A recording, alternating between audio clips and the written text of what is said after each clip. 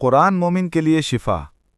سورت بنی اسرائیل یعنی سورۃ الاسراء کی گہرائی میں جائیں تو صاف سمجھ آتا ہے کہ قرآن مومن مخلص کے لیے شفا اور رحمت ہے، اور جو ضدی، سرکش اور نافرمان ہیں ان کے لیے یہی قرآن بربادی اور خسارہ بن جاتا ہے۔ مرکزی آیت: اور ہم قرآن میں وہ چیز نازل کرتے ہیں جو مومنوں کے لیے شفا اور رحمت ہے اور ظالموں کو نقصان کے سوا کچھ نہیں بڑھاتی۔ قرآن کی شفا 6 پہلو۔ علمی علاج: شک اور وسوسوں کو ختم کر کے یقین عطا کرتا ہے۔ اخلاقی علاج: کردار کی اصلاح کرتا ہے، والدین سے حسن سلوک، انصاف، پاک دامنی۔ روحانی سکون: خوف، لالچ، حسد اور ڈپریشن جیسے امراض کو کم کرتا ہے۔ شیطانی حملوں سے حفاظت: قرآن آنکھ، کان اور زبان کو قابو میں رکھ کر شیطان کی چال ناکام کرتا ہے۔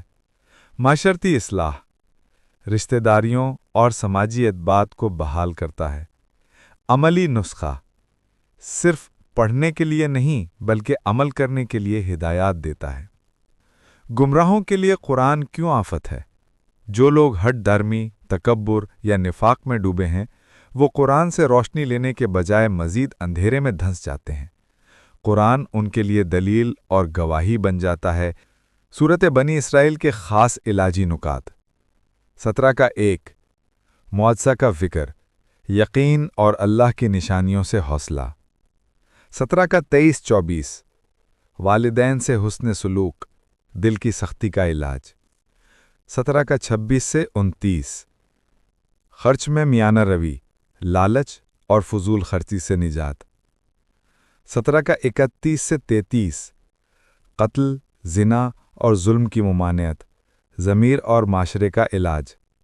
17 کا 36، ظن و گمان کی پیروی نہ کرو، ذہنی پاکیزگی کا نسخہ۔ 17 کا 70، انسان کی عزت، مایوسی اور کمزوری کا علاج۔ 17 کا 81، حق آیا اور باطل مٹ گیا، ایمان کو مضبوط کرنے کا علاج۔ 17 کا 82، قرآن مومن کے لیے شفا، سرکش کے لیے خسارہ۔ مومن کے لیے عملی منصوبہ: نمبر 1، نیت خالص کریں کہ قرآن سے علاج لینا ہے۔ نمبر 2، روزانہ سورت بنی اسرائیل سے 3-5 آیات پڑھیں، سمجھیں اور اپنی زبان میں بیان کریں۔ نمبر 3، ہر دن ایک آیت کو عمل میں لائیں، مثلاً والدین کی خدمت، صدقہ، جھوٹ نہ بولنا۔ نمبر 4، ایک ڈائری رکھیں، آج کون سی آیت پڑھی، کیا سمجھا، کون سا عمل کیا۔ نمبر 5، ہر رات دعا کریں، اللہم اجعل القرآن شفاء لقلبی ونورا لصدری وہدی لامری۔